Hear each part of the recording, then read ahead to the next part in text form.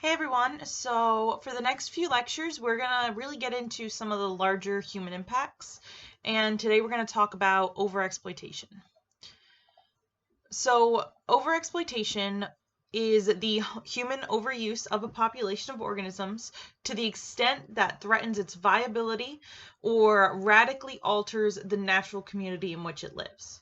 So it occurs when we harvest species from the wild faster than the natural population can recover.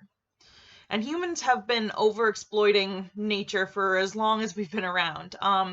We use nature for things like food, for clothing, tools, sports, medicine, pets, ceremonial practices, fuel, building materials, entertainment, decoration. And it's natural for one type of organism to use another type of organism to their benefit. But the issue is that as humans, we often overuse and we take too much. And that causes an irreversible damage to biodiversity. So you probably remember that Wilkov chose overexploitation as one of the 5 main threats of biodiversity. And it's actually of particular importance to things like reptiles, mammals, and birds. So we're going to see a few of those examples today. Now, this is the number of plant and animal species that have been listed as extinct since 1600. So you can see there's quite a few species. And birds have been very high. Mollusks have had a very high extinction rate. So we've caused quite a few species to go extinct. Not all of these, of course, are from us. As we talked about last time, there is a background extinction rate. But a lot of these extinctions occurred because of us, because we are making this happen way faster than it really should. And a lot of our overexploitation goes into the wildlife trade. And the world trade in biodiversity is huge. The total trade in biodiversity accounts for $1 to $2 trillion a year. So it's a lot of money. Here's some examples of how often these groups are being taken. So primates are being taken at up to 32,000 a year.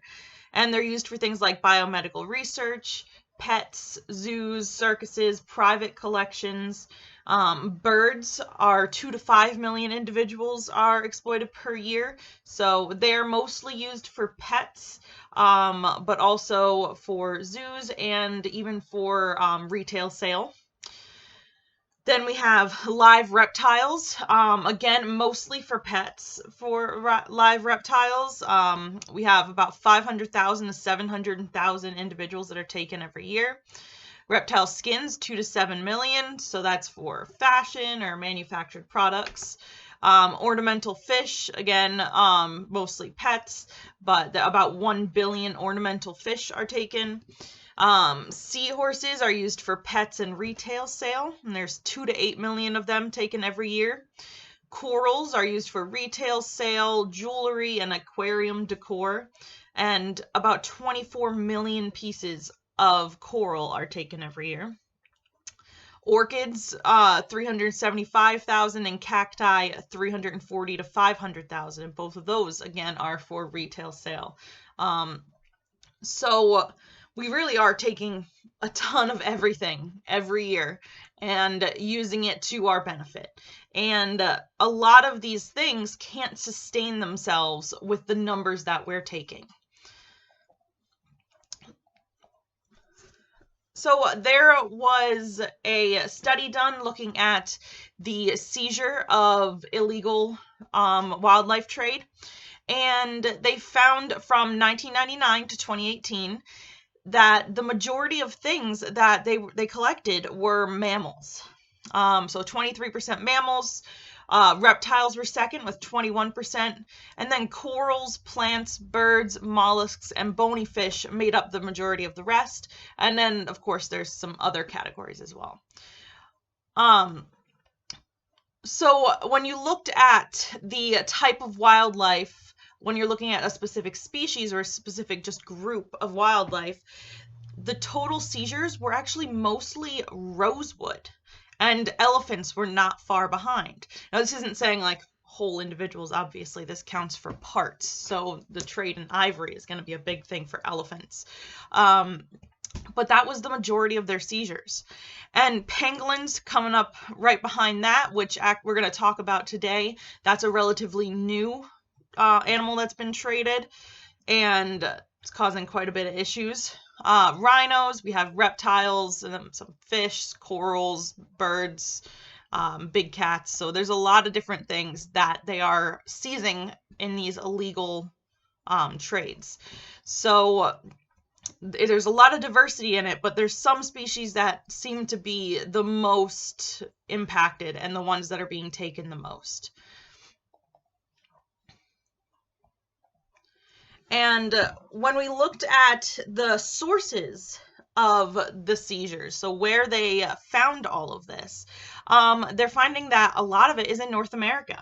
So we might think, oh, it's not us, but it is. A lot of it is North America. So they found a lot in North America, a lot in Europe, Oceania, and then Asia, Latin America, and Africa are actually smaller percentages there. And overharvesting really isn't a new issue, okay? It's been around for a very long time. It dates back to pretty much as long as we've been around.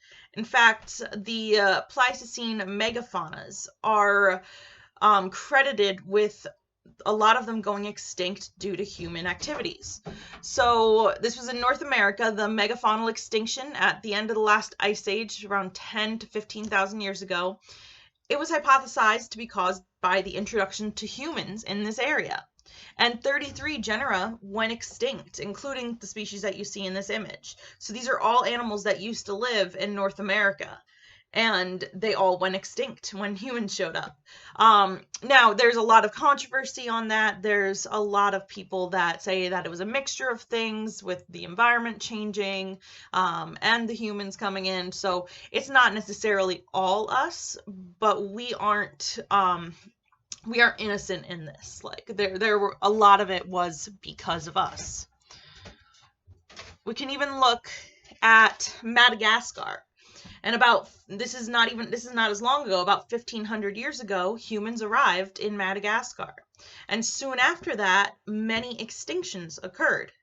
So there were giant lemurs, and they went extinct because of overhunting for food and because we were destroying their habitat. Multiple species of Malagasy hippos were hunted to extinction. These were similar to pygmy hippos. They're very tiny hippos. Elephant birds, which you can see the size of it in comparison to an ostrich. They were massive, massive birds. They had their eggs stolen because a single family could feed on one egg for a few days. And they even would use the shells as bowls. And one elephant bird egg was around 160 chicken eggs. So eventually, if they're taking all these eggs just to feed their families, there aren't enough being hatched, and the species went extinct. There were also giant tortoises that lived there that went extinct right after humans got there. So it's not a coincidence that all of these things happened right when humans got there. A lot of it has to do with the impacts that we have and the fact that we overharvest species and lead them to extinction. And overharvesting isn't just something that you see in animals. It's also a huge issue with plants. So this wood here is rosewood timber, which is just a term for, it's a range of tropical hardwood species. So it's a range of species, not just one. But these trees are being used for furniture and flooring, and harvesting has increased tenfold in the last couple of decades. So you saw in the diagram we showed a little bit ago that this is actually what accounts for the majority of the illegal trade right now. It's the largest industry right now going for the illegal trade. So we're causing all of these trees to pretty much go extinct in their areas. We're overtaking, and the whole ecosystem is collapsing. So there are a bunch of forms of overharvesting. It's not all just taking for food or taking for building. There are a lot of categories that go into this. So one way that we will overharvest is to take species for traditional medicine. Another way is to sell them for retail sale. Then there's the pet trade. We take things for food and delicacies. The fur and feather trade. Then there's bycatch, and then there's something called pest eradication, which we're going to get into all of these topics in detail and give some examples of what I mean by them. So we're going to start with traditional medicine. And in traditional medicine, many species are traded for their medicinal values. In fact, traditional medicine is a major factor in the trade of biodiversity. And even though we always hear about Chinese traditional medicine and it's become popularized, almost 80% of the world uses some form of traditional medicine. So it's not just one area. A lot of the world is using traditional medicine. And if you watched the video last week for the video or literature review, then you probably would have learned a lot about manta rays and their use in traditional medicine.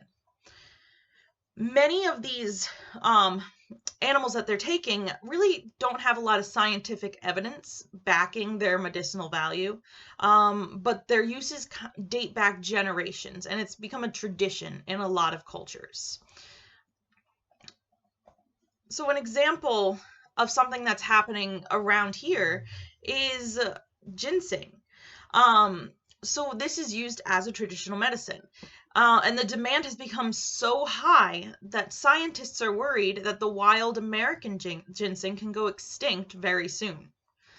Farmers that are growing ginseng also have to deal with constant threats, and many of them are being forced out of their business.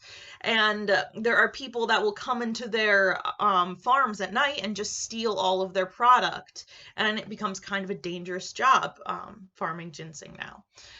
So because they're stealing from the farmers, that's raising the demand for ginseng even more because they're not able to get as much.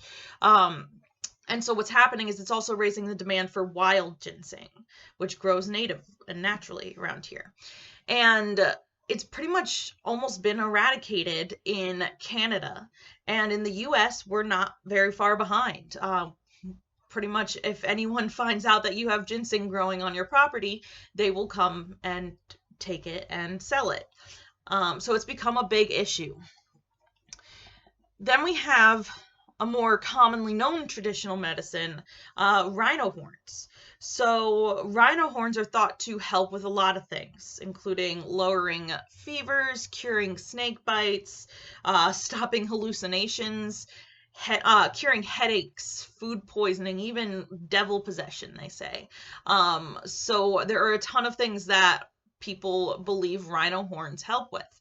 And because of that, poachers will often find rhinos and cut their horns off. And many times the rhino will die from this. Poachers can actually get up to $60,000 per kilogram of rhino horn. So they get a lot of money from just a single rhino horn. And from 2007 to 2014, the number of rhinos poached in South Africa, in that one country alone, increased by 9,000%. So the demand has just shot up. And with the decline of the rhino population and them becoming more rare and becoming harder to get the rhino horn, the demand in countries like Vietnam has increased. And they're not even using it as a medicine. They're actually using it as a status symbol. So it's a symbol of wealth. If you have enough money to buy one of these rare horns, you're obviously a wealthy person. So it's becoming a whole new thing there. Then we have the use of tigers in traditional medicine. Tigers are poached for a number of uses. And these are just a few examples.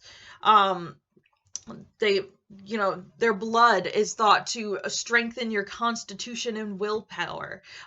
Their bile is used for children who are having convulsions. Their whiskers are used for toothaches. So all pretty much any part of the tiger they use for some sort of medicine. Um, and all of these examples are just a few examples. There's a ton more animals that are being used for traditional medicine and plants. It's not just these, obviously. This is just a couple of examples. But another example of overexploitation is the enormous demand for seahorses for traditional medicine. And dried seahorses are used because they resemble dragons and they're believed to have a variety of healing powers. And about 54 tons of seahorses are consumed in China alone every year. So that's roughly 19 million animals. Seahorse populations throughout the world are being decimated to supply the ever increasing demand because there's always a demand for this. And with the result that international trade in seahorses is increasingly monitored and regulated by international treaty. So they're really trying to crack down on this because it's becoming an issue. But people are always able to smuggle. That's the problem. And we're going to learn in a minute that there is another use for seahorses. It is not just traditional medicine. So they're being hit on multiple fronts. So the next type of overexploitation that we're going to cover is retail sale. And retail sale is particularly an issue for marine creatures. So we've probably all been to the gift shop at the beach and seen that you can buy dried seahorses, you can buy dried starfish or pufferfish, you could buy a variety of shells and corals. And these are all real animals. They're not fake. These are all real things that have been taken from the wild just so they can sell them to tourists, really. So these animals are harvested for our enjoyment to sell at shops. And the sale's not very regulated. You can buy things like this at pretty much any gift shop you go to when you're near the ocean. So this is all over in America and in other countries as well. And I mean, I'm just as guilty as most people. When I was a little kid, I thought these things were so cool and I would buy them at gift shops all the time. But I didn't realize that what that meant or that these animals were just being killed to be sold. And as I got older, I was like, oh my God, can't believe I did that. Can't believe I bought those things. But they really do sell all of this at any gift shop you go to. You can see in the bottom picture alone, there's a ton of different species. You have like shark jaws, you have a ton of different shells, you have puffer fish. Here we have bags and bags and bags of seahorses. These are all starfish here, and it's different species. And they sell them for relatively cheap. Like you could buy one of these starfish for like $1. The seahorses are again like $1 each. But they sell them at such high quantities that it's causing a terrible problem with a lot of our sea creatures. Another really common retail sale that we've all heard of is ivory. And ivory can be obtained from the tusks of elephants, which most of us is probably what we think of when we think of ivory, but it can also be taken from hippos, walruses, narwhals, and mammoths technically had ivory. But elephants are the most common victim of the ivory trade. And their tusks are, they actually used to make piano keys and billiard balls out of elephant tusks, out of ivory. But we don't do that anymore. Now they're pretty much synthetic. They are still used, though, as decorative items. And someone will carve ornate patterns into them and sell them for a lot of money. And the ivory industry alone is worth more than $1 billion per year. And because of the increase in the poaching of elephants for ivory tusks, the elephant population has been drastically decreased. So the demand has decimated the African populations. They have about an estimated 20 to 30,000 elephants killed illegally every year. And there are less than 450,000 African elephants and 50,000 Asian elephants left today. So their populations have really been cut down from this. Some countries, like China and the US, have actually recently cracked down on the trade of ivory. They've banned the trade and destroyed any ivory that's been confiscated so it can never be sold again. And a lot of the people in the trade have been arrested for trading in ivory. In fact, they actually created fake ivory tusks, and they put trackers in these tusks, and they were able to track the sales and find out where the ivory was ending up. So there is a lot of work being done, especially because elephants are one of those species, the flagship species that we think of and want to conserve because they're so charismatic. So a lot of people are fighting for them, but there is still a lot of work that needs to be done because they are still smuggling ivory into the countries that have banned them, and they're selling them in other countries where it's not banned. So it's still happening at astounding rates. But we are taking a step in the right direction. Then we have whales, and this is a big topic. Commercial whaling began in the 11th century, and it reached its apex in the 19th and 20th centuries. So during the 1800s, baleen, which is a keratin-based structure that replaced the teeth in baleen whales, you can see it here. Reminds me of kind of like a brush, like a hairbrush, but it's a keratin-based structure, so it's the same thing that your fingernails are made out of. It's used to filter the water from the prey. So that was being taken from them. Spermaceti, the wax and oil from sperm whales, was being taken, and oil was being made out of whale blubber. And all of those became important commercial products. Several species were hunted to the brink of extinction from this. So right whales in particular, they were particularly sought out after by hunters. And they were actually named right whales because people said they were the right whale for whalers. And the reason that they were so particularly sought after is because they were surface skimming whales. So they would just strain the plankton at the surface of the water, and they would go very slow, and they were easy to capture. So they were great sources of blubber oil and baleen. And they were the first to really bear the brunt of this overhunting and this hunting pressure. So in the 20th century, new technology allowed whalers to access the faster, more pelagic whales. And in the first half of the 20th century, almost 2 million whales were killed for their blubber and for their meat. So in 1935, there were some international agreements that made the hunting of right and gray whales illegal. But this is just two species. There are a lot of other species of whale out there. So you can see from this trend here that what happened is we started in 1935, around 1935, the hunting of whales decreased quite a bit with this legislation, but it went right back up. And the whale that we were really hunting the most was the blue whale, and followed by the fin whale.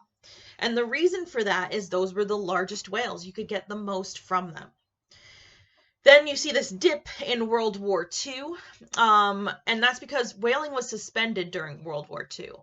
So as shipping lanes shut down, and many of the whaling ships had to be drafted into service as military cargo vessels. So whaling itself went down to nothing during World War II. But the war still took a pretty deadly toll on the whales. A lot of them were caught in the crossfire of major sea battles, and millions of tons of explosives were detonated in the oceans, including hundreds of thousands of anti-submarine depth charges. So air forces and navies on both sides of the conflict actually even used whales as practice for shooting. So they would just use them as target practice when there were pods passing by.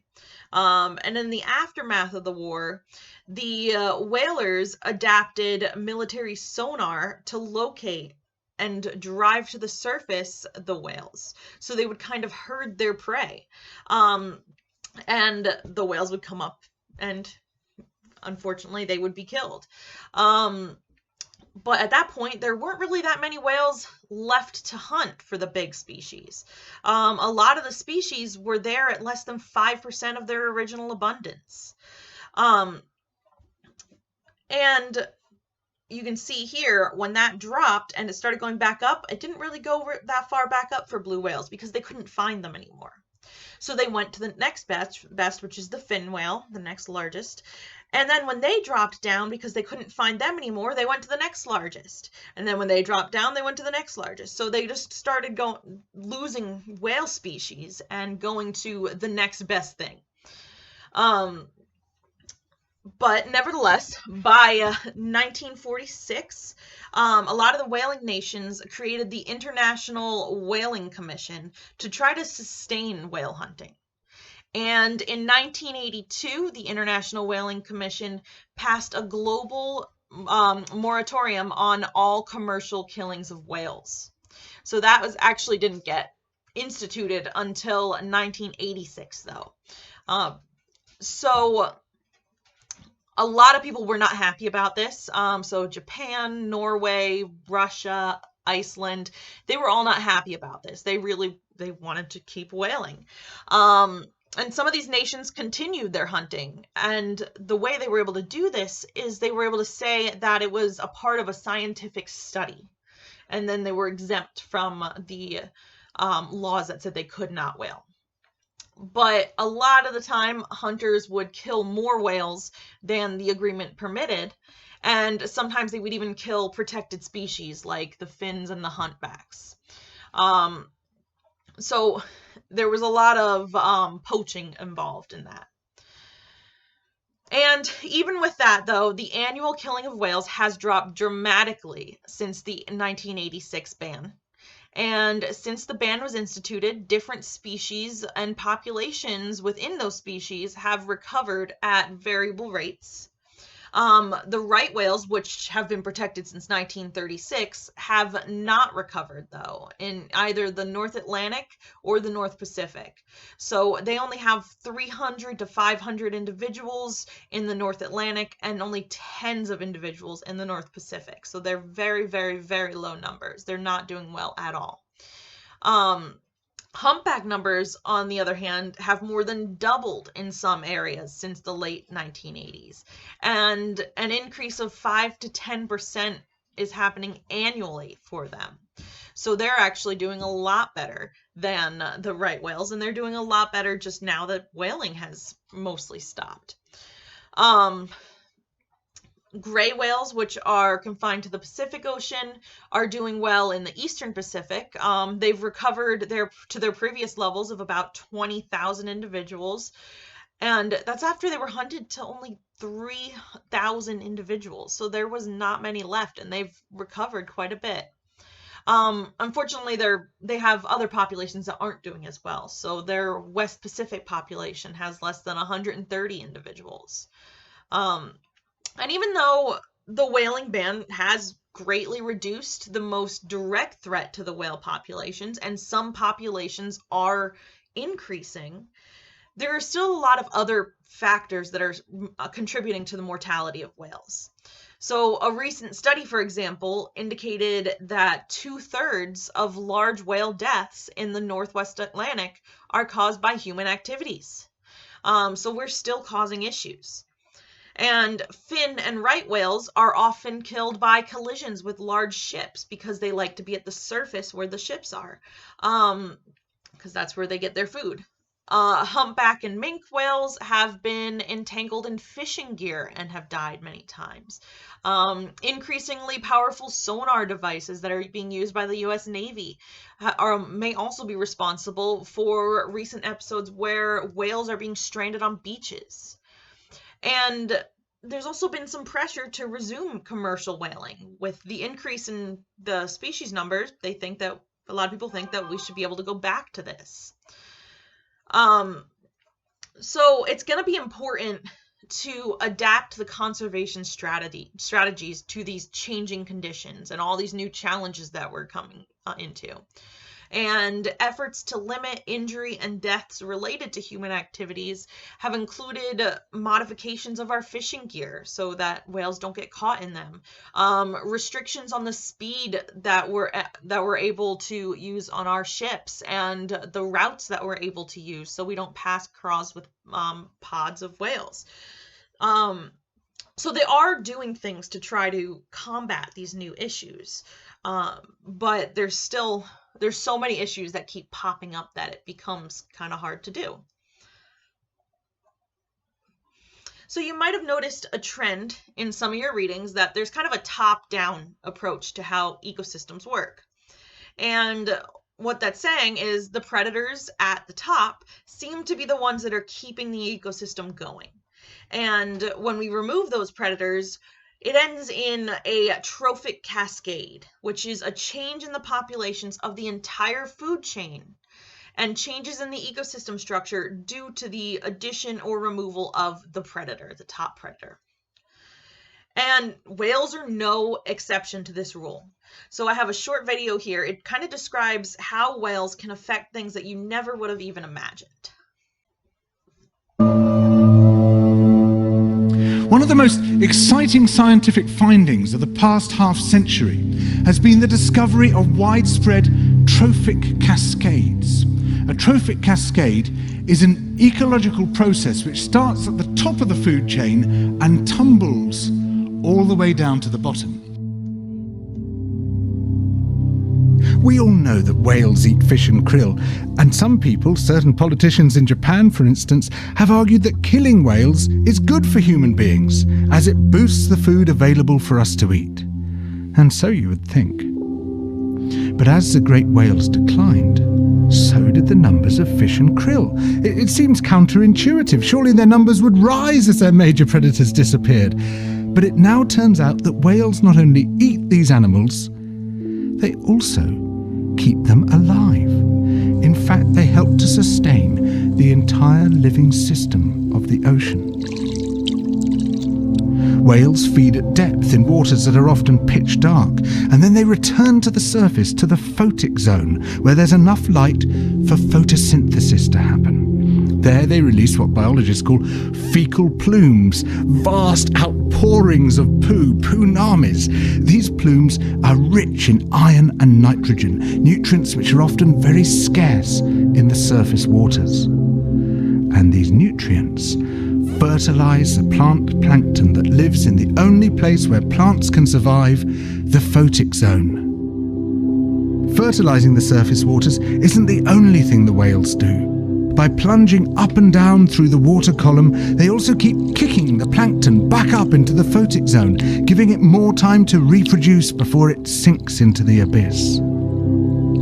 Even today, though whale populations have been greatly reduced, the vertical mixing of water caused by movements of animals up and down through the column of the oceans is astonishingly roughly the same as the amount of mixing caused by all the world's wind and waves and tides. More plant plankton means more animal plankton, on which the larger creatures then feed.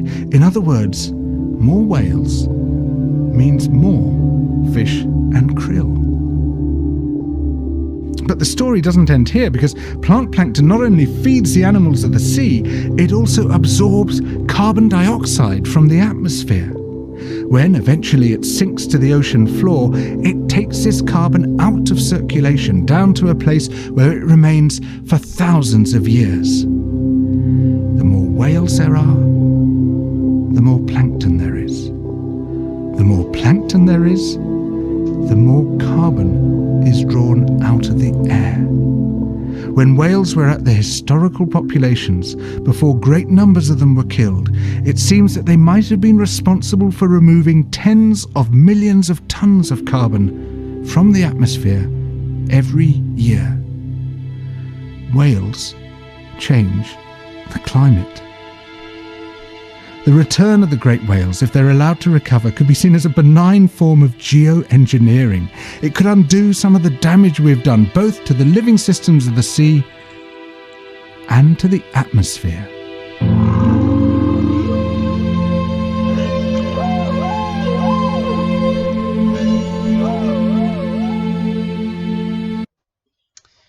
Okay, so to sum up, yeah, everything that is at the top of the ecosystem is really going to have a chain event for everything below it. So if you get rid of all of your top predators, you're going to have changes in all of your organisms that are below them within the food chain, and then it spreads out from there. So the organisms that the ones below them eat.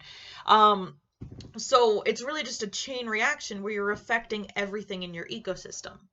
So by bringing back these populations, it shouldn't be a point where we're saying, okay, now there's enough, we can go back to harvesting them and bring their numbers back down.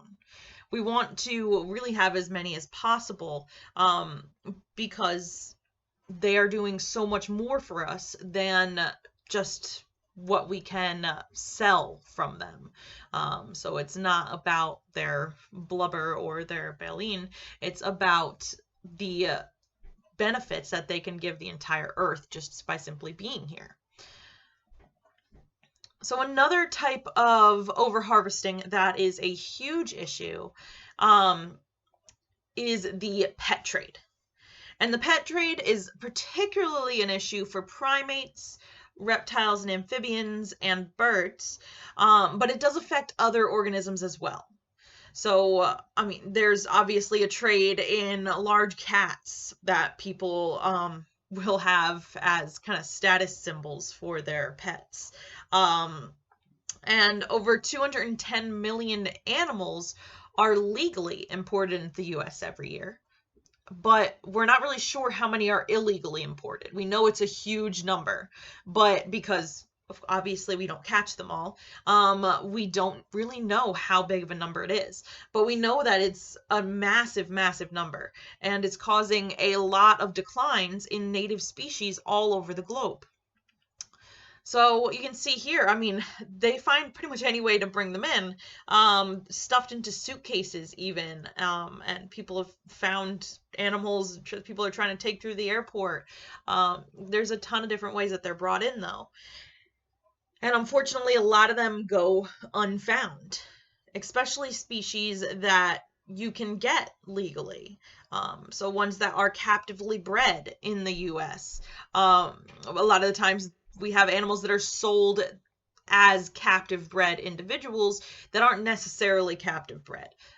So it's nice to have sometimes some sort of documentation or some way to prove that the animal you're buying is a captive bred individual and not a wild caught one. And that especially becomes an issue with reptiles.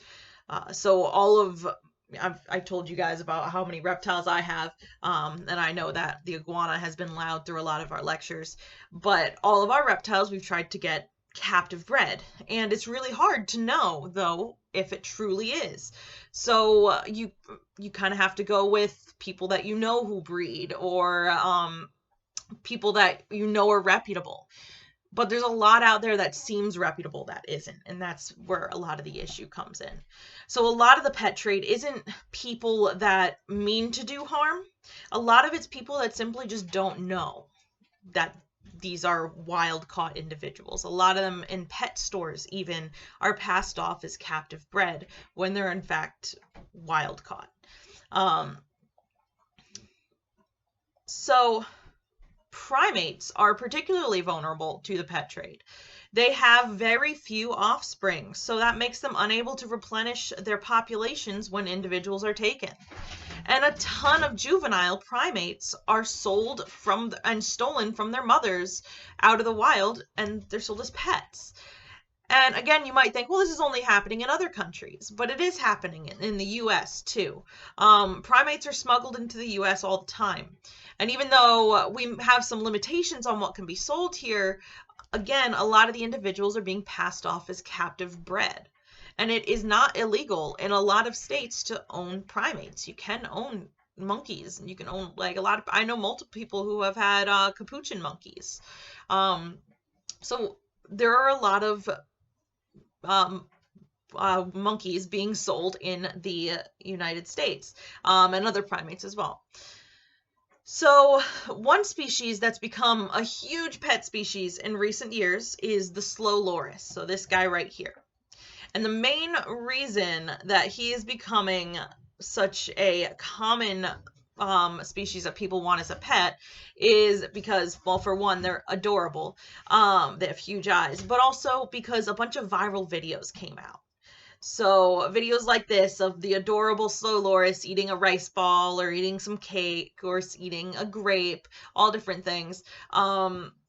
These all came out and people were like, "Oh, they're so cute," and people were talking about how they make great pets. And pretty soon after that, the demand shot up for slow lorises.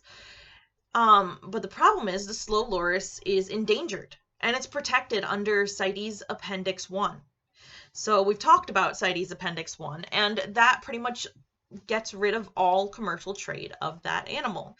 But they're still being smuggled. They're still being sent to different places and sold. And they're having such a decline in their numbers because of this. But there's even more to the pet trade of the slow loris that's horrifying. It turns out slow lorises don't do well in captivity. And a lot of people were saying, "Oh, they're so cute. They look great. And like we can totally have one." But they do terribly in captivity. They're not easily trained. They're not easily tamed. So to protect the owners, a lot of smugglers will often pull out the teeth of the slow loris before they sell them, which is another reason why a lot of these videos will have them eating soft food because they can't actually chew. And with that, because they have no teeth, they're not getting the proper diet that they need. And often that leads to them being malnutritioned. It leads to them dying a lot of the time because they're just not having the proper diet. They also die in captivity because they're just so stressed out about the ordeals that they've gone through. They also get infections very easily, especially with their teeth being pulled. A lot of them die from that. So all of these things lead to so many of these individuals that are being taken from the wild dying very young. And the problem is the people who are buying them often don't know that, oh, it's something that they did, or that this is the animal just can't survive in captivity. They think, oh, it got old, it died, and they go out and they get another one. So that's making it even worse because the pet trade is the demand for them is increasing because of all the people that are replacing the ones that have died in captivity. But what a lot of these people don't realize is that the reason they're dying is because they can't survive in captivity. It's not because they just simply got old and they only live that long. So it's become a big issue. But they're not the only ones, of course. There are a ton of wild primates that are being sold into the pet trade. It's one of the main uses for primates when we're talking about overharvesting, and it's become a really, really big issue. It's also a really huge issue for reptiles. And they're one of the things that we're hurting the most. The three largest markets for illegally traded reptiles that appear in the seizure records are reptile skin or shells that are used for decor or fashion, reptile meat and organs or venom that are consumed as food or used in tonic or medicine, and then the other one is live reptiles used as pets or for breeding. So it's one of the top three things that are affecting reptiles. And in fact, the live reptile pet trade is huge in the United States. We get species shipped in all the time. And you can find wild caught individuals to buy at reptile shows. You can find them just by Googling it online. You can find them on the forums online where they sell reptiles. And this trade is widely unregulated. We don't have a ton of laws against it.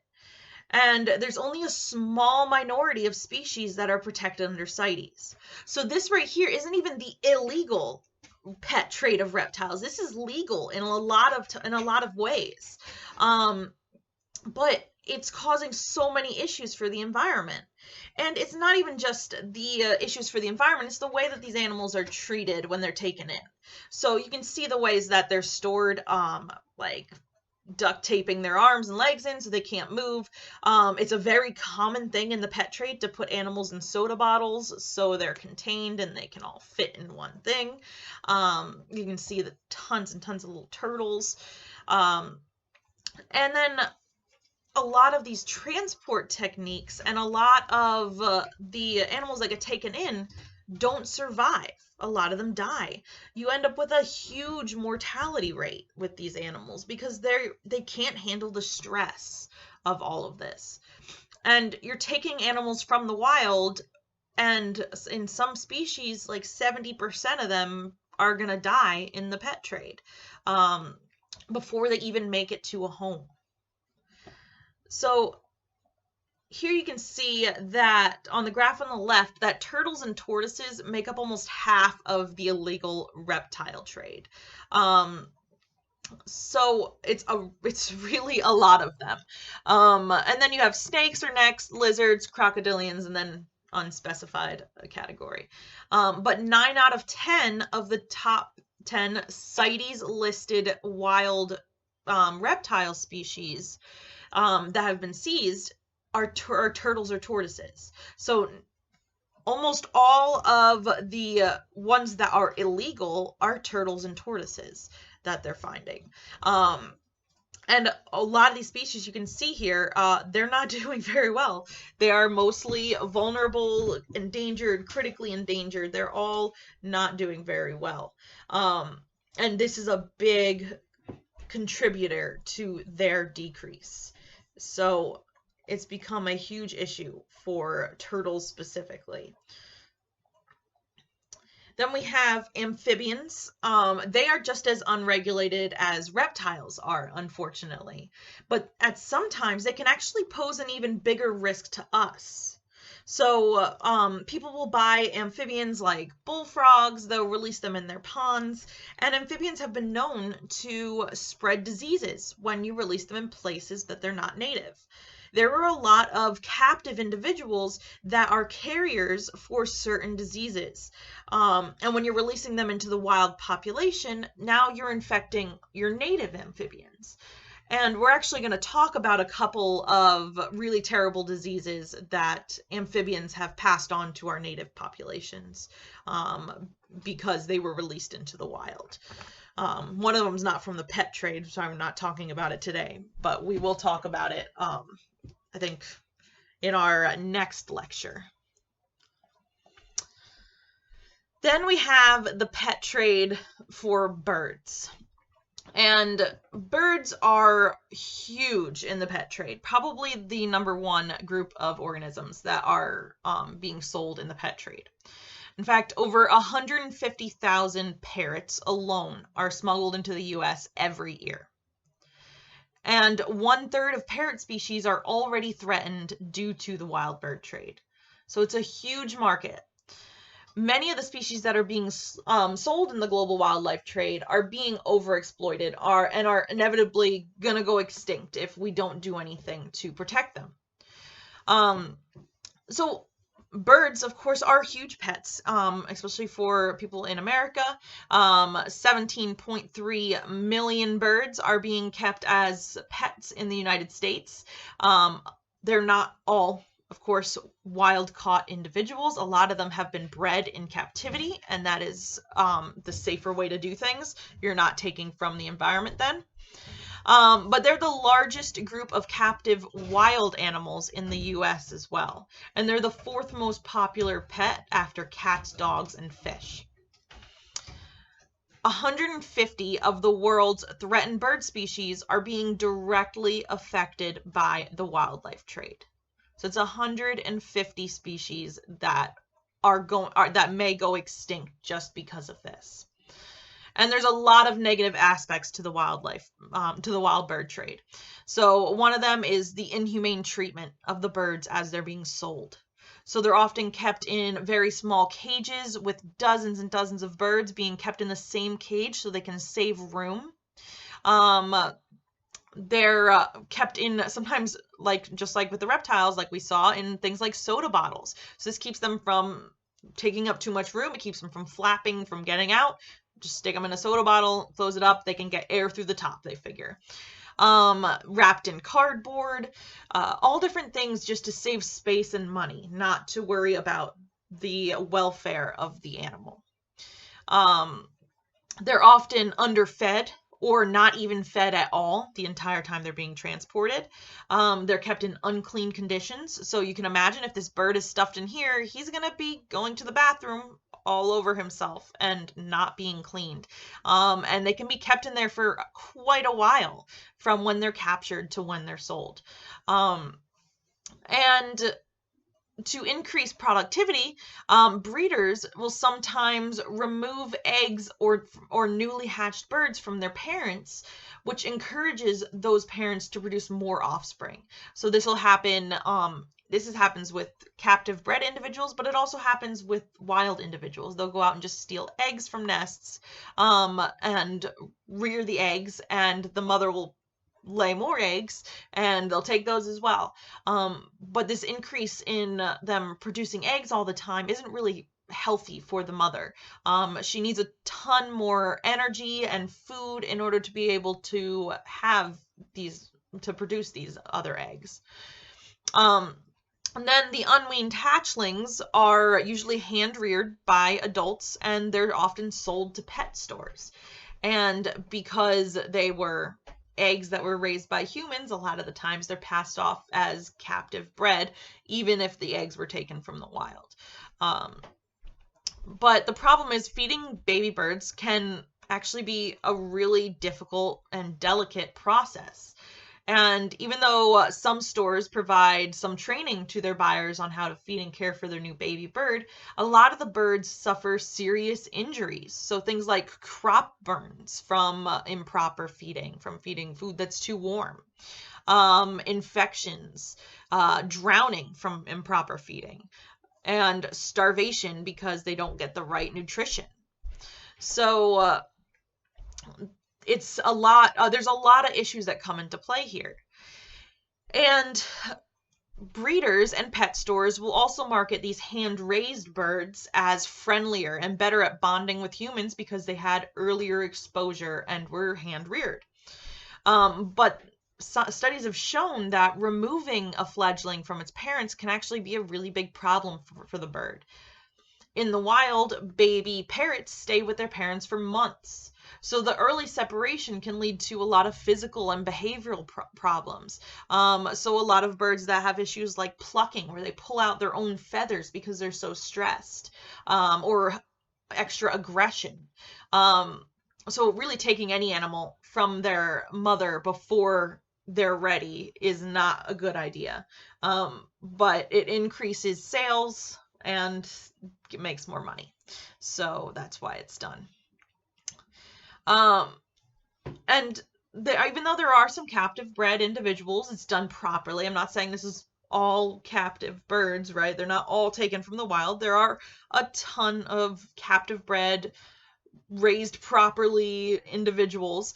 But the majority of the birds in the pet trade are wild caught. And 10 to 20% of them just die just from the shock of capture. So just that one moment is enough to kill 10 to 20% of individuals. And that doesn't include all the other birds that die for reasons like neglect. Many of these species don't even do well in captivity. In fact, it turns out that only like 1 in 6 individuals actually survive long enough to make it to a home. So the fact that some people are willing to take all of these individuals and not care that 5 out of 6 of them are gonna die is kind of astounding, that they're willing to take them all from the wild and just be okay with only selling 1 out of the 6. So it's kind of sad. But some good news. In October of 1992, the Wild Bird Conservation Act was enacted. And this was to ensure that exotic species of birds aren't harmed by international trade. So it also encourages wild bird conservation programs in the countries where the birds are coming from. So it's helping out with conservation programs as well. So, for example, wild caught birds must be caught in a way that ensures the sustainable use of the species. So, in other words, they can't be caught illegally, they can't be over harvested. And if the guidelines of the Wild Bird Conservation Act are not met by the origin country, then they're not allowed to import these individuals into the US. So, this pretty much got rid of the legal trade of um, birds that have been treated improperly or have been harvested illegally. And before the Wild Bird Conservation Act, approximately 800,000 wild caught birds were imported into the US every year to be sold as pets. And that didn't include all the birds that died during capture and transport. So that's that 1 in 6 was that 800,000. Although this act has been really helpful in protecting many types of birds from the pet trade, it doesn't include everything. So it doesn't include captive bred birds. It does not include birds that are native to the United States or the District of Columbia. It doesn't include budgies and cockatiels, which you may know are huge in the pet industry.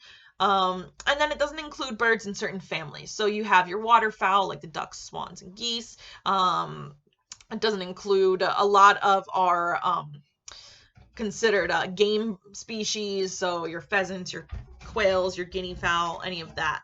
But it did cover quite a few species. So it does cover most of the parrots, which is a huge part of the bird trade.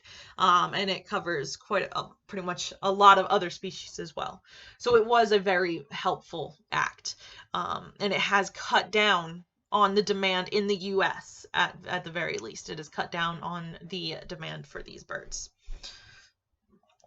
So the next type of overexploitation that we're going to get into is the use of animals for food and delicacies. And just one example of this would be bluefin tuna. We usually don't think of tuna as being something like a delicacy, but bluefin tuna have been killed for food all over the world, and their numbers actually declined by 80% since the 1940s. And the Atlantic bluefin tuna is highly sought after. It's a delicacy in a lot of regions for sushi and sashimi, and a single fish has sold for over $1.75 million. So they are in high demand. And driven by these really high prices that they can get for these fish, fishermen use even more refined techniques to catch these tuna. And because they're using all these new techniques, the fish are disappearing even faster. And even though tuna do provide food and livelihoods for people, they're more than just a seafood. They're a top predator in the marine food chain. So they're maintaining the balance in the ocean environment. So this is again getting back to that top-down effect and trophic cascades. If you remove the top predator, you're going to have sort of a collapse of everything that came below it. And this is happening with these guys because they declined 80% since the 1940s. So that's only 80 years. Then we have, which if you guys watched the video last week, you would have learned a little bit about this. Shark fin soup is an example of a delicacy that is harming our species. So sharks are killed to make shark fin soup. And they're some of the oldest animals on Earth, though, sharks. They've survived 4 mass extinctions. They've been around for over 400 million years. And in the little bit of time that we've been hunting them for this food, their population has declined by 90% for some species. And the popularity of shark fin soup really rose in the late 18th and early 19th centuries. That's when it became really popular. Genuine shark fin soup or stew is made with shark fins that are obtained from any variety of shark species, so it does not matter what species it comes from. And the sharks are often caught, their fins are cut off while they're alive, and then they are thrown back into the water many times. And because they need to be moving in order to pass the water through their gills, they'll eventually suffocate and die. Um, in shark fin soup, the fins themselves are apparently pretty much tasteless. The taste really comes from all the other ingredients in the soup, but the fins are valued because they have a chewy, stringy texture that isn't like anything else. But luckily, with the spread of awareness about the horrors behind the shark fin harvesting, the demand for shark fin soup has drastically increased in recent years. It is still a major issue, but it has decreased quite a bit. Another delicacy would be sea turtles. And this is in many cultures. Sea turtles are considered a delicacy. Historically, their skin was used, it was tanned and used to make handbags, especially in places like Hawaii. But ancient Chinese cultures considered the flesh of the sea turtles a culinary delicacy. And then in Indonesia, sea turtle eggs were a popular delicacy. In Bali, turtle meat was common in ceremonial and religious feasts. And they'd actually been importing sea turtles since the 1950s after their own turtle supplies were used up. And it turns out sea turtles were actually even once bred for commercial sale of their meat and to make turtle oil from the fat. They would use the turtle shells and turtle leather made from the skin. They would sell those in retail products. So there are a lot of cultures that have used turtles for delicacies and for different uses. And there's actually been quite a bit of controversy recently because Costa Rica, which is actually known for being a very conservation conscious country, has made the harvesting of sea turtle eggs legal again.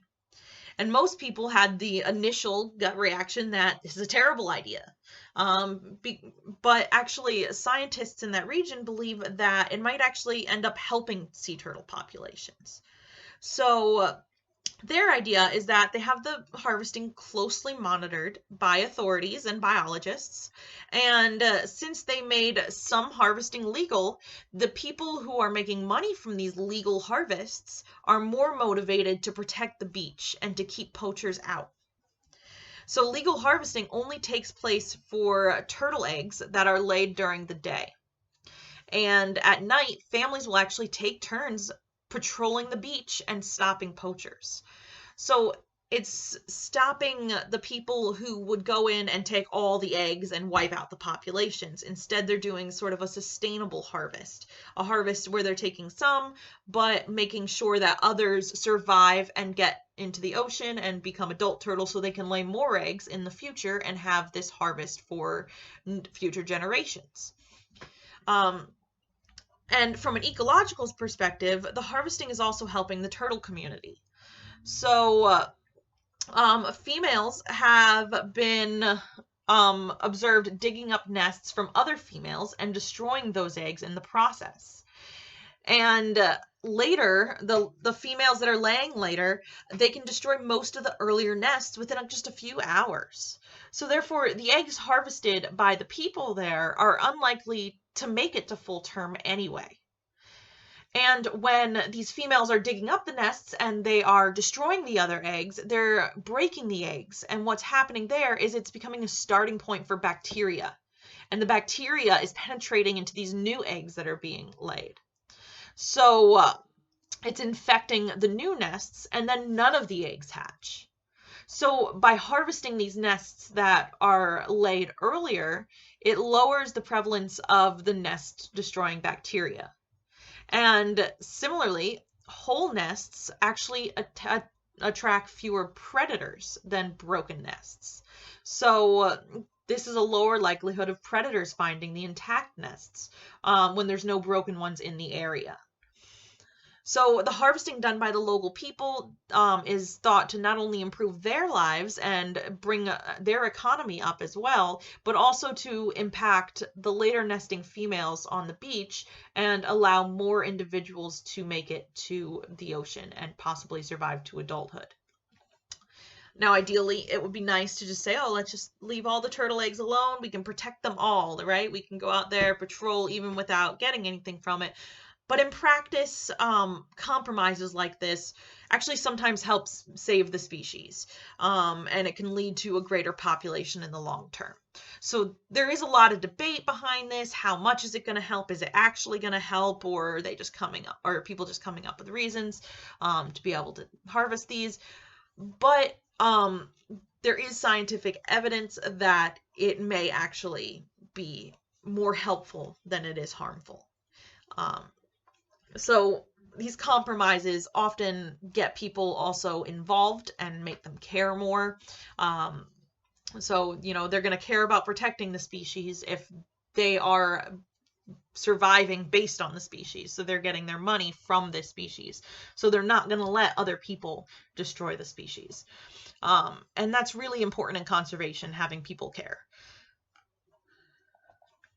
So another food and delicacy related issue would be bushmeat hunting.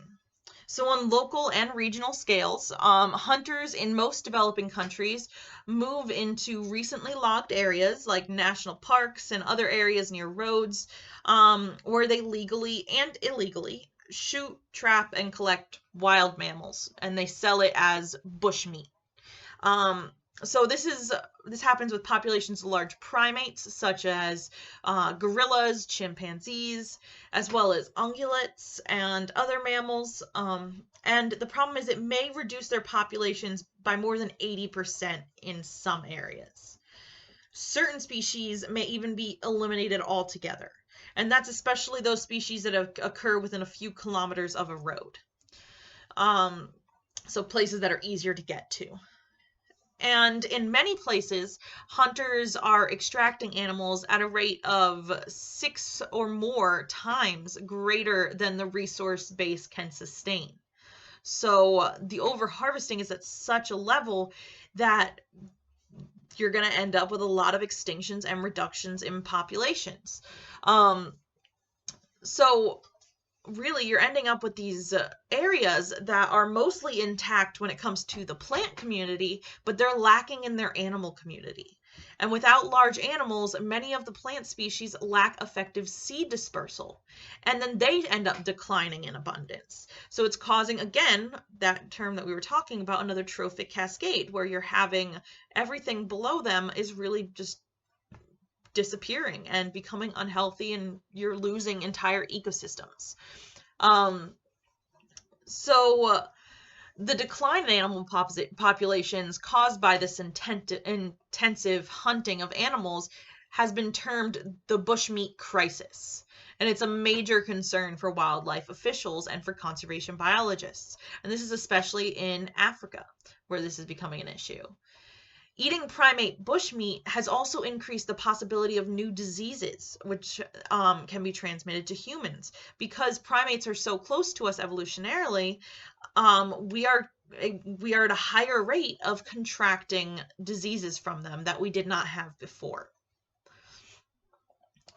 So getting into a new way that animals are overexploited, there is the fur and feather trade. And this affects a ton of different animals, but especially animals that people find beautiful. So animals that are aesthetically pleasing to look at. So people want animals like, for example, tigers and leopards and cheetahs and all of those animals that have very distinctive patterns. But it also occurs for animals that have nice feeling fur, so things like seals and mink and chinchillas, foxes, rabbits, even cats and dogs. And then feathers of many bird species, especially colorful species, so again, ones that look nice, are often used for decorating things like hats and clothing and for crafts. So one extremely important example of how the fur trade can lead to huge issues is the American bison. Before European settlers arrived in North America, there were about 30 to 60 million American bison across the United States, and there were even more spread through Canada and Mexico. So in 1830, the overexploitation of the American bison began. And it was made even worse by the construction of the railroad. So this was happening around the same time as the passenger pigeon extinction that we talked about in a previous lecture. And at that point, with the railroad, animal parts can be shipped all over the country. So demand for these products really shot up because you can send them everywhere now. And the American bison decline can partially be attributed to habitat loss, and that's due to the natural human expansion. Um, and then also there were cases of local government policy to destroy the food source of the Native American populations. And then overhunting was a huge one. So this, for example, this photo is a mountain of just bison skulls, and there are thousands and thousands of individuals there. People would grind down their bones and their skulls and use it for fertilizer. But it just gives you an idea of the massive scale that this was happening at. They were being killed so fast and at such high numbers.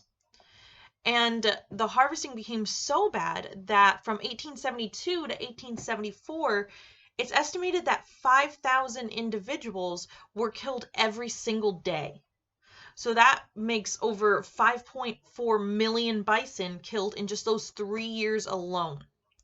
And by 1884, the bison population reached its lowest point in history.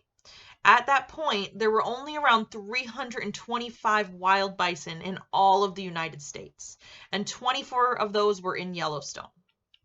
So this map here shows the reduction in the range of the American bison. They used to be found throughout this entire range that you can see here, the light brown area and everything in it. But by the late 1800s, they were confined to just these small little black patches. And it was at that point that the conservation efforts really kicked in. So by 1910, with our conservation efforts, there were around 1,000 bison in the United States. So we had more than tripled the amount of bison. And luckily, we've kept those conservation efforts up. And today, there's over 500,000 bison in the United States. However, only around 15,000 of those are actually wild, free-roaming bison. So this map here shows their current range in wild, free-roaming populations. So you can see it really is still just a small fraction of what it used to be. They've kind of just expanded from the little black areas that they had before on the map, and added a couple of new populations in there as well. But it really hasn't gotten to anywhere near what it used to be, but they are on the rise. And then we have the trade for sea otters. If you read the chapters in Where the Wild Things Were last week, you would have probably heard about the overexploitation of sea otters. And these poor critters were hunted to almost extinction for their fur, and their populations were dwindled even more by the predation from sharks and killer whales. And you learned in that chapter that was also inadvertently caused by us and our commercial whaling industry. So when we killed the large whales, the killer whales had to switch to smaller and smaller prey in order to get enough energy into their diet. And eventually this led to them preying on sea otters. So it was kind of a combination of things there. But their initial drop in their population was due to the fur industry. They have super, super soft fur. And, they have that because they need to be pretty much waterproof when they're in the water. And then we have the fur and feather trade, so plume hunting. And plume hunting is the hunting of wild birds to harvest their feathers. And it's especially used for the more decorative plumes. So they were sold for use as ornamentation, especially on women's hats.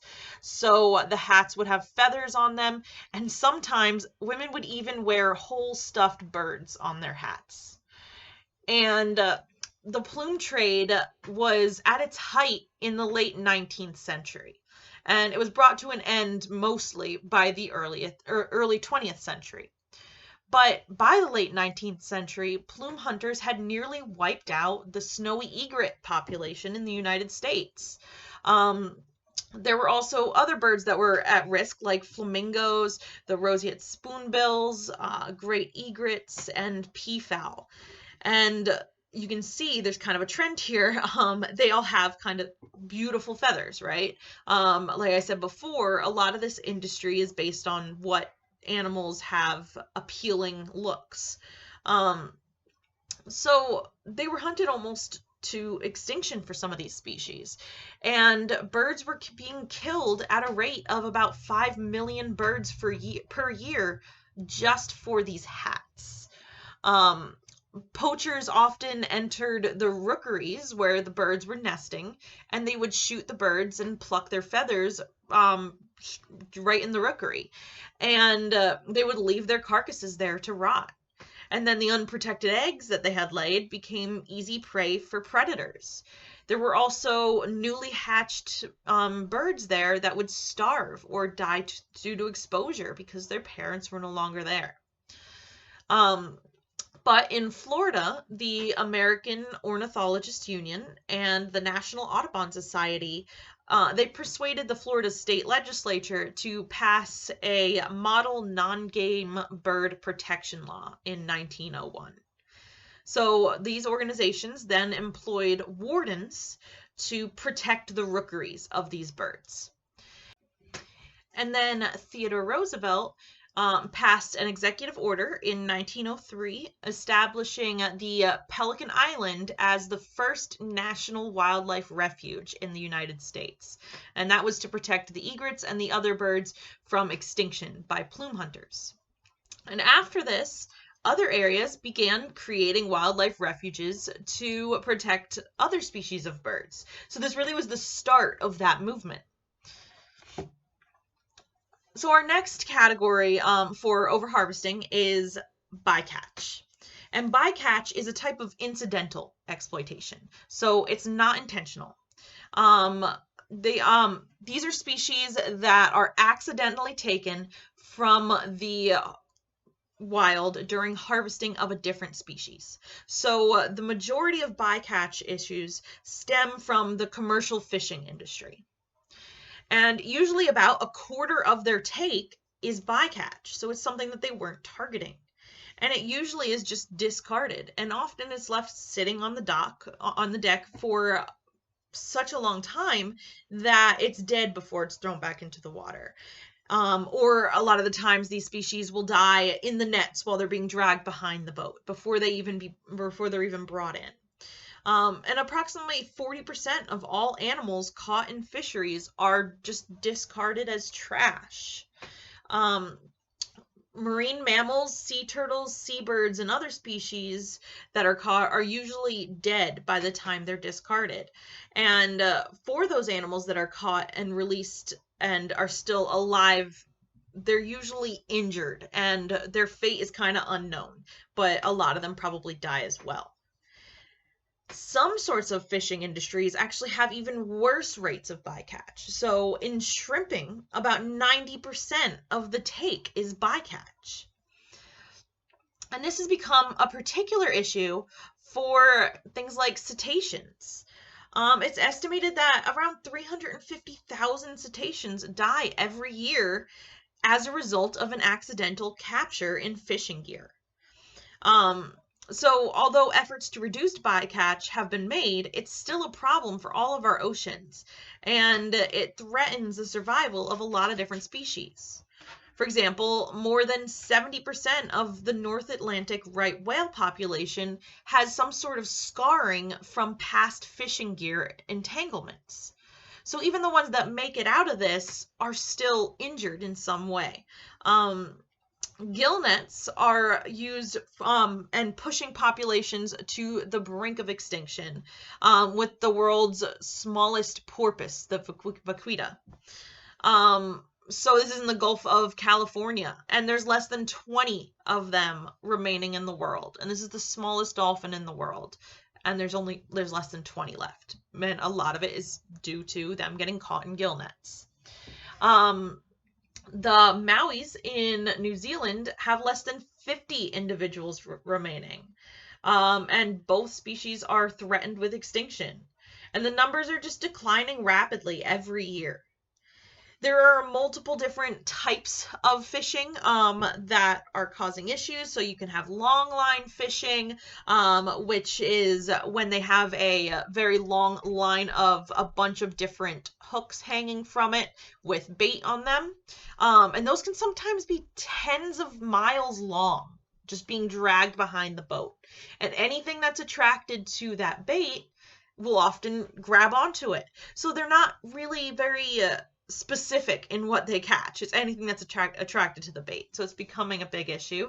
Gill netting is a method where there are a bunch of vertical panels of netting that just hang from a line, and sometimes they're stationary, sometimes they get dragged through the ocean.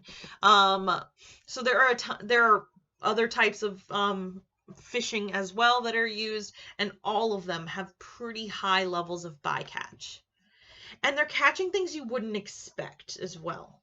So one of the things that are being particularly affected by bycatch are albatrosses. So this is a type of bird, and they're recognized by the IUCN as 19 out of 21 species are threatened, and the other two are near threatened.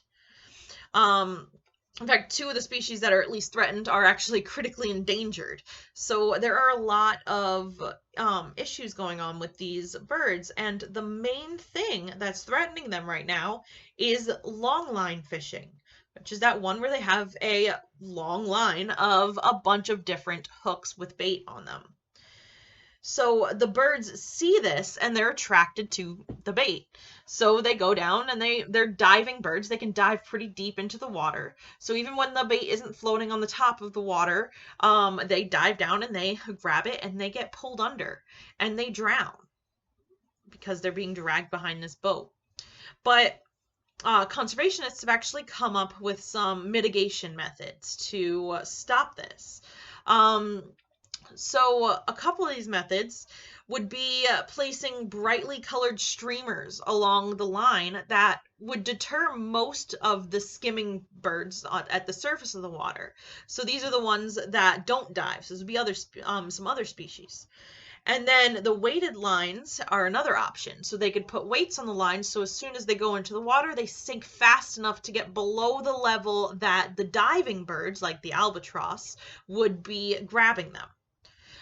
And they found that if you combine both of these two things by putting out the brightly colored flags and by weighting the lines, you can actually reduce bycatch by 86%. So it's a massive decrease in bycatch, and it's not much that has to be done to do that. The problem is a lot of people haven't implemented these different things. So it's really about educating people and making sure they are willing to do this. Because this is a huge issue with these birds. In fact, 100,000 albatross are estimated to be killed every year just from bycatch. And it's also an issue in species like sea turtles. Sea turtles, already critically endangered, have been killed in huge numbers in shrimp trawl nets. And remember I said shrimp fishing actually has a 90% rate of bycatch. So with this, it catches a ton of sea turtles in the net. And these turtles, a lot of the time, sometimes they'll drown, sometimes they will just get tangled in there and just get crushed from all the other things going into there. They'll get tangled in the wires and strangled. So there's a lot of ways that they're being killed. And it's not even just this type of net that's killing them. Long lines are an issue. So the ones we just discussed, they have thousands of baited hooks and the line is tens of miles long. So there's a ton of chances for the animals to find this bait and go to grab it, and then they get caught on it. And a lot of our open ocean fisheries are responsible for the critically endangered status of the Pacific leatherback sea turtle. Um, so what they do is they mostly fish at night, and they use light sticks on their baited lines, and that attracts the turtles and cause them to go towards the bait, and then they become hooked and they drown. And because of this method, their population has declined as much as 95% in just the last couple decades. So this is a huge issue for marine animals. And there's multiple ways that we can avoid these mortalities. It's not like there's nothing we can do. It's not like we're saying, oh, you have to stop fishing. There are ways to do this in a safer manner. So people have come up with alternative nets. So there's turtle exclusion devices. And what these are is in the net, there will be an escape hatch. And there's also a little grill in there that is wide enough apart on the bars that the small shrimp can pass through, but it also stops any turtles from getting into the other side of the net or anything that's too large that you don't want. So if you're hunting for a shrimp, you really don't need of like anything else that's large. So this would allow those large animals to hit this grate and go up through the escape hatch, while the shrimp are small enough they pass straight through. So that has been found to be super successful in reducing bycatch. And they've actually made the grates on there even smaller in some circumstances to avoid getting juvenile turtles through it, because again, shrimp are very small. You really don't need huge gaps for them to fit through.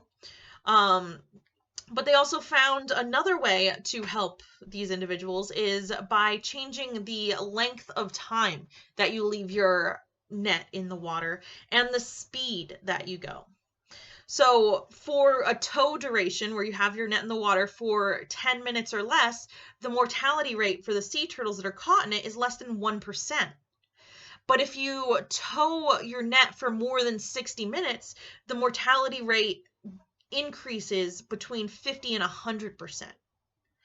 So by taking your net in sooner and doing more short bursts of having your net down, you can reduce bycatch by a ton. Another way that they suggested is by having observers watch for bycatch. So this is especially for surface skimming nets. You can have people watching, and they know when the fishermen need to pull in the net if they see something in particular getting caught in it. It's also beneficial to avoid areas where unwanted species are known to congregate. So even though you may have a population of what you're looking for in that area, if there's a higher density of unwanted organisms in that area, it's better to avoid that spot and go somewhere else where there maybe you might even get a little bit less of what you're looking for, but at least you're not causing issues with the species you're not trying to catch. So there's a lot of ways to really combat this, and it really just comes down to finding cost-effective ways to do this and getting people to want to use these things. But even though bycatch is majority in the ocean, there are instances of bycatch on land. So an example for this would be sticky traps. It doesn't have to be from fishing, right? This is still catching individuals which you were not meaning to catch. And with the spread of the invasive spotted lanternfly in the northeastern U.S., people have been putting up these green sticky traps on trees all over the place. And as I told you guys in my intro lecture, I was working for a wildlife rehabilitation center, and I cannot tell you how many times I have seen people come in with birds and squirrels and snakes and bats and pretty much anything that can be on a tree in their trap. and it causes a lot of stress for the animals. A lot of the times these animals will die. They'll die from the stress. They'll also die because people don't check the traps very often. It's a terrible death. They'll starve. Um, they will sometimes rip out, if they have feathers, they'll rip out all their feathers trying to struggle. Their skin will stick to it and it'll tear. It's terrible, terrible, terrible looking stuff. Um, so these animals will get pretty much caught in the trap and not be able to get off. And people will use glue traps not even just for the things like the spotted lanternfly, they'll use them in their yards or in their basements or in their attics, and it's usually to catch things like mice. But the thing is, again, anything that crosses over it gets stuck. So you can see here in these couple of pictures, the amount of different species that you can see on it is insane. If you're going for, let's say, mice, there is one mouse on there, which I still don't recommend glue traps for anyone. There are much more humane ways to go about rodent disposal. But there are also a ton of invertebrates that got stuck to this. So you have spiders, there's beetles, there's a bat. We have snakes that get stuck, and even under the snake, you can see there's a salamander there that is stuck. So there's a ton of different species that can get stuck in these and can die. And in fact, when I was working at the Wildlife Rehabilitation Center, we ended up with over 30 flying squirrels that could not be released into the wild because they had been stuck to glue traps. And through all their struggling, they tore their patagium, which is actually that flap of skin that connects their hands to their feet. And it allows them to glide. And because they tore the tendons in that, they were no longer able to glide. So they had to be kept in captivity for the rest of their lives. And I'm pretty sure we never got any flying squirrels in for anything other than glue traps. That was the only way we got them in. And it's just, there are so many species that we would get because of that. And another issue comes is when people would see them on the glue traps and not know that sometimes they're still alive. They may not be moving because they're worn out, especially when it comes to snakes. They can't move at all when they're stuck like that. They don't have eyelids that you can see them blinking, so people assume, oh, it's dead. But a lot of the times they're still alive on there. So it takes a lot of effort, and you really need to get a professional to remove the animal safely. And it's kind of unnecessary, right? This isn't something we need to use. There are other effective ways of getting rid of the pests that we want to get rid of. So, for example, there are many other types of lanternfly traps. This just happens to be the one that's marketed the most and the cheapest. And there's ways to have them up where it's safer. So, there are ways that you can put like chicken wire around it so that other bycatch doesn't get into it. Even though that's not 100% effective, things will still get through. You'll still get some bycatch, but it does reduce it a little bit at least. But there are ways to come up with traps that are less likely to have bycatch. And it's important to educate people as conservationists on what really is the most humane method of doing this and the way to cause the least amount of bycatch. And that's become a big issue, especially with the spotted lanternfly. There have been a lot of research looking into different types of traps and all the pros and cons of each trap. And hopefully we're going to phase out those sticky traps. And then our last category is considered pest eradication. So people often view a species as a pest if it negatively impacts something that you like, or because even if you just simply don't like the species. So for example, species that eat crops, we consider pests. Animals that kill our game species are considered pests. Now this is not an illegal term because legally there's a different term, there's a different definition for pest, but this is what people will call pests and people will consider them in anecdotal terms. So the problem is a lot of these animals have been around for much longer than we have as a species. And the qualities that make them seem like pests to people are just ways that they've had to adapt to this changing world that we've caused. So, for example, the reason so many species are eating crops is because that land used to be an area where that species could find food. And now you have a huge field filled with food for them. Of course, they're going to go for it, right? It's easier food. Um, and it's natural for them to go for it. Um, and typically, when you're seeing an animal eating a crop, they're not going to be eating enough to completely destroy the entire field or destroy the revenue of the farmer. So, coming from like a semi-rural area, I've met a ton of people who have told me things like they kill every opossum or raccoon that they see because they just get into the trash and they spread disease and all this. So, it's not really a reason of harvesting for our gain, but more a reason of just over harvesting because we don't like something, which kind of makes the least sense to me.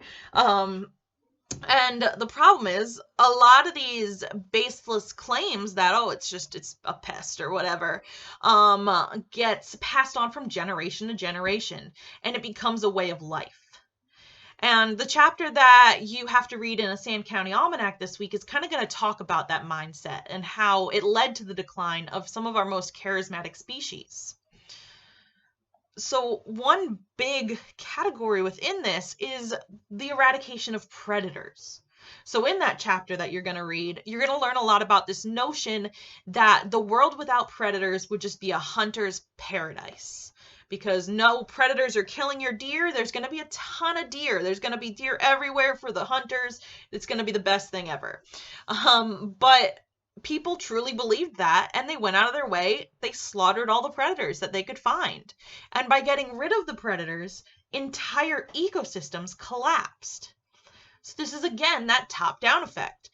It led to the overgrazing of the prey species, and eventually there was so little food available that the herbivores began to starve. So we're seeing it around here even. Our white-tailed deer populations are the highest almost that they've ever been. And in some areas, they're so unhealthy and skinny and because they're unable to get enough food. So we used to have top predators like wolves and mountain lions to keep their populations in check. But all of them have been extirpated from our area, and species like coyotes have been left to fill the niche. So the problem is coyotes, they can't keep up with it on their own. They were already here. They had their niche that they had filled. And now they're left to take over for other species. And they just can't take down enough of the large individuals that the wolves and the mountain lions would take. So you can see how large of a problem the overabundance of deer is just by going into the forest. Pretty much all of the forests in areas where there's an overabundance of deer have no understory at all. The only thing you'll see growing in the understory are toxic plants that the deer don't eat and invasives that the deer don't eat. So most of our native understory is completely gone. And you can see it even in just this picture. This one on the left here is a picture of a healthy understory, whereas the one on the right, you can see the line where the green starts, and we call that the browse line.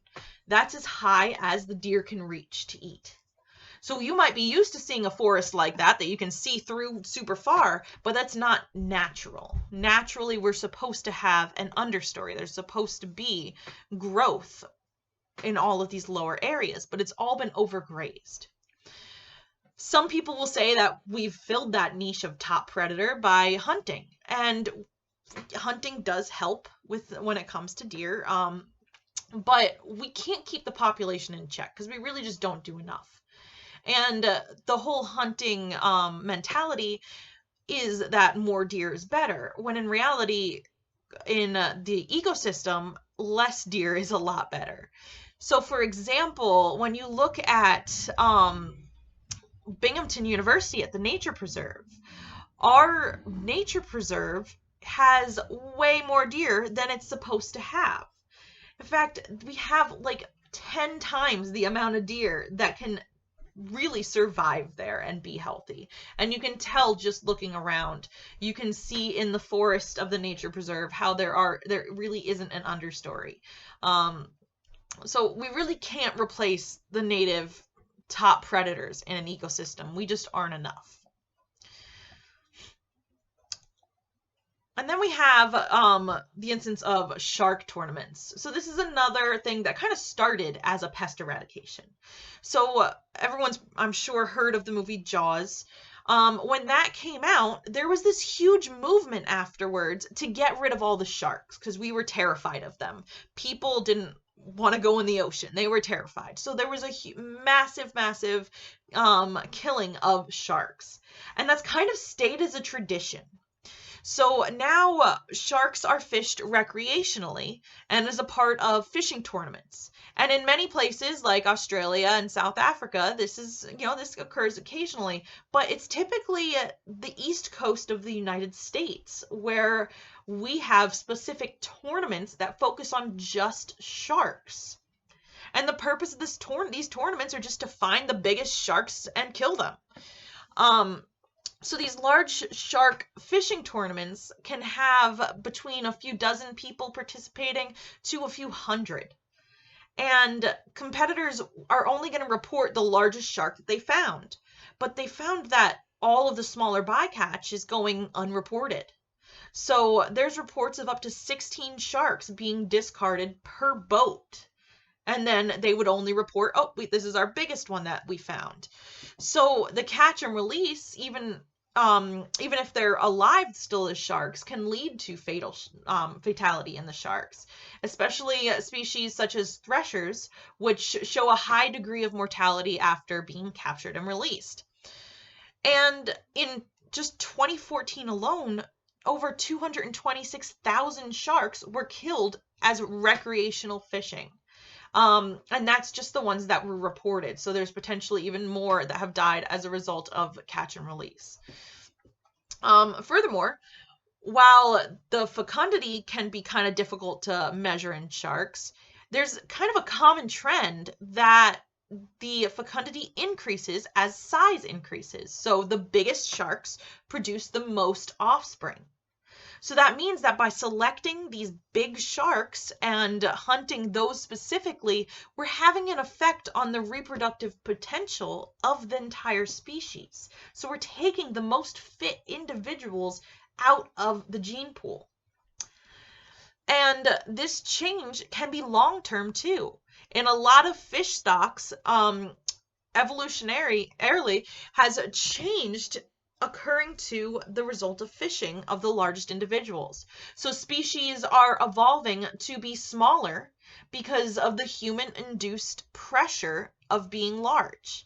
So when you're larger, you get hunted. So now we're passing on this trait of being smaller. And well, far more research is going to have to be done to really know all of this for sure and to have a comprehensive knowledge of their social structure and mate choice. And but all of this can be influenced by their body size. So fishing for the largest individuals might also be having changes on their social structures and who they'll choose to mate with. And all of these things are changing the communities.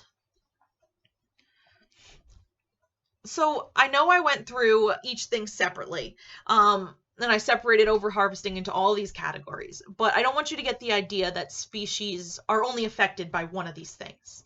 In fact, most species are hunted for a bunch of different methods of overharvesting.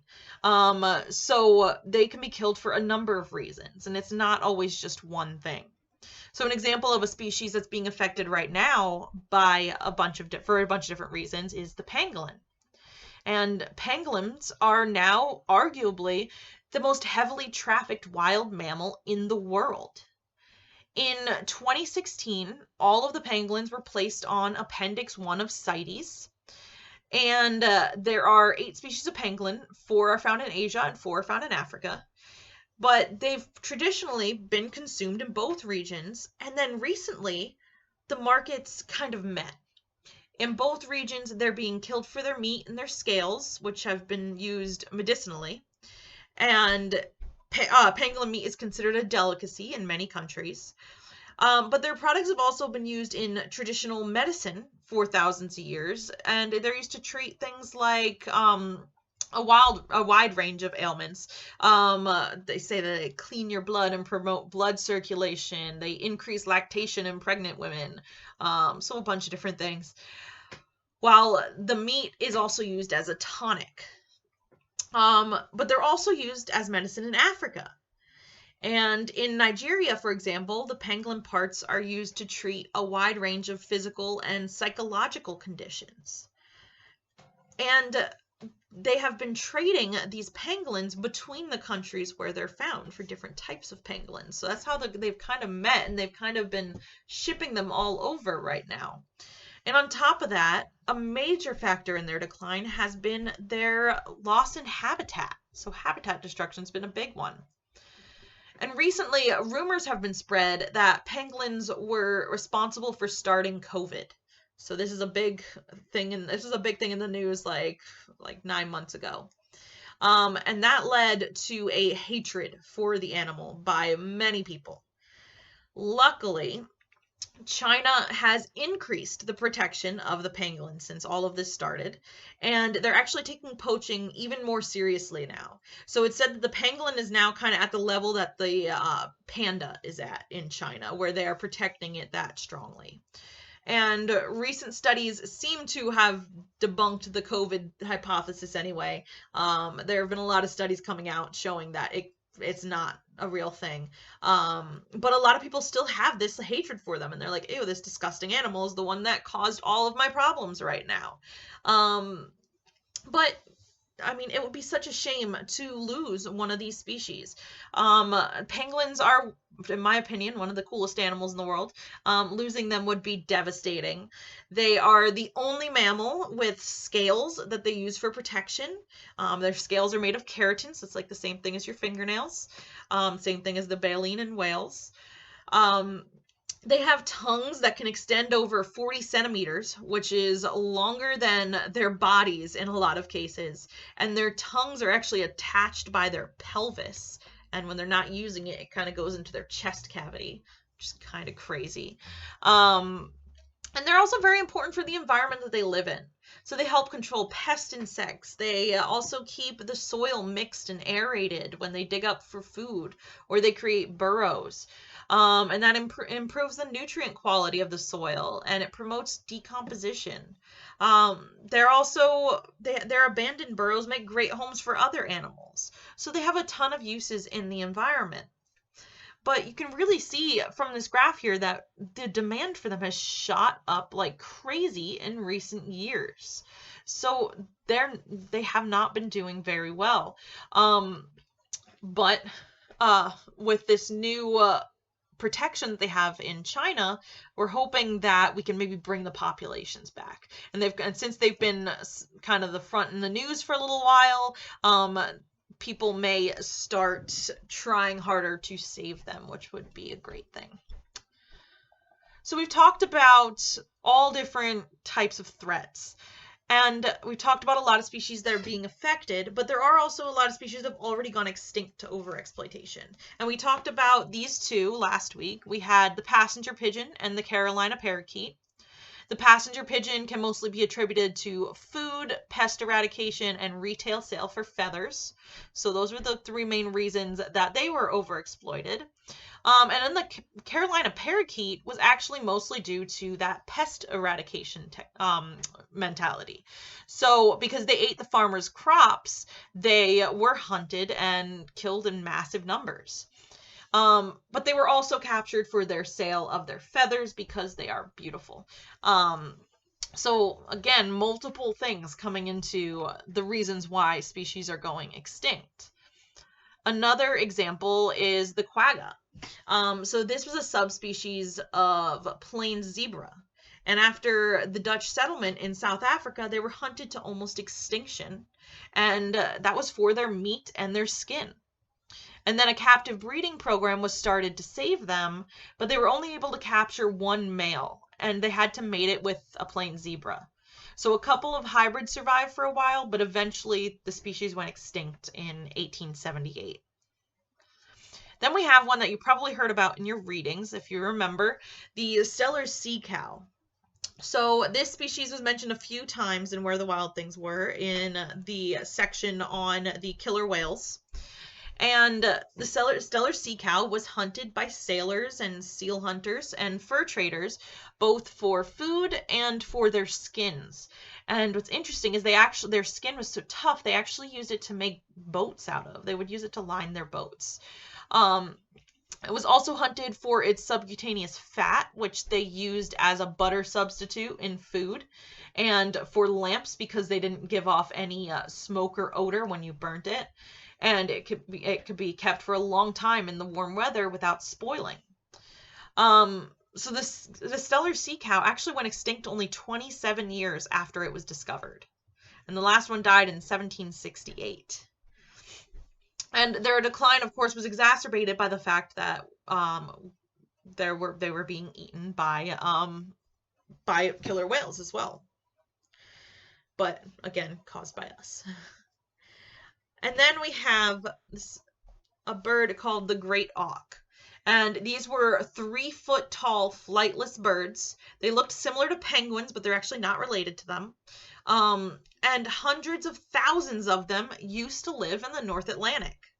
And they were hunted for food, they were hunted for bait, but another major threat was that we were hunting them to use their down for pillows and mattresses.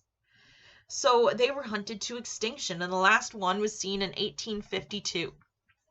So these are just a couple of examples. There's a ton of examples of species that have gone extinct due to overexploitation. It's a huge issue in conservation. So there are a few effects of overexploitation that you might think of and some that you might not think of. Obvious effects are the reduction in population size, and that can obviously lead to extinction. So we'll talk about later in the class about the problems of small populations. I've already alluded to some of them earlier in the class, but we'll get into it in detail as well.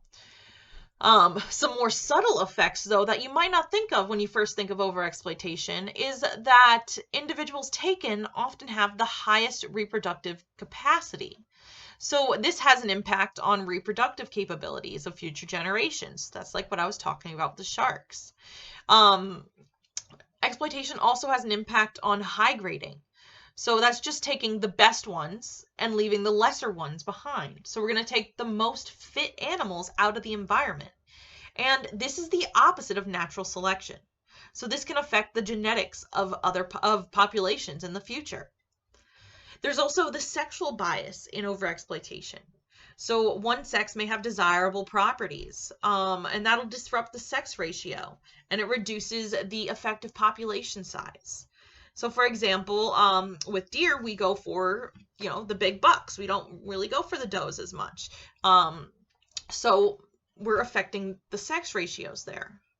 So continuous overharvesting can also lead to declines in the diversity and the quality of individuals in an ecosystem.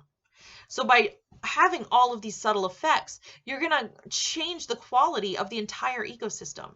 So for example, this image down here shows trophy fish caught in Key West, Florida in 1957, and then in the same place in 2007, so 50 years later. In 1957, the average catch was large, it was diverse, but in 2007, the trophy average catch was much smaller, much less diverse, and that's because of all the years of overharvesting that have occurred in that area. So the last thing we're going to talk about today is the maximum sustainable yield. And what this is it's a mathematical way to determine how much you can harvest without harming a population. So all species are capable of producing more offspring than can survive in the environment. And this would exceed the carrying capacity if they produced all of these offspring. So logically, that means that we should be able to harvest this surplus with no effect on the population. So this is the formula that you can use to determine the maximum amount of a population that you can harvest without harming it. And this maximum sustainable yield was proposed by Robinson and Redford. And the formula was the maximum population growth rate times the carrying capacity divided by 4. So maximum growth rate times carrying capacity divided by 4. And that's the maximum that you can take without harming the population. But For a growing population with a R value having a value of 2, meaning maximum the growth rate is a value of 2, that means the population is capable of doubling each year until it reaches carrying capacity. Half of the biomass theoretically then could be harvested each year. And in highly controlled situations where the resource can be quantified, such as with plantations of timber trees, it might actually be possible to approach the maximum sustainable yield. However, in a lot of real world situations, industry representatives and government officials managing commercial operations like logging and fishing, they kind of lack the key biological information that's needed to make an accurate calculation. So there's fluctuations here, and you might not know the exact maximum population growth. You might not know the exact carrying capacity. So not surprisingly, attempts to harvest at high levels have led to species declines. And the problem is the government is, in a lot of areas, are setting levels too high, and that is in order to return the greatest profit. But that increases the risks of hurting the population.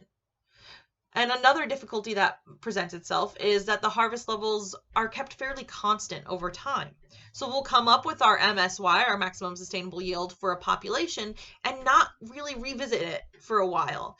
And that's an issue because often they're based on optimistic estimates of the resource biomass.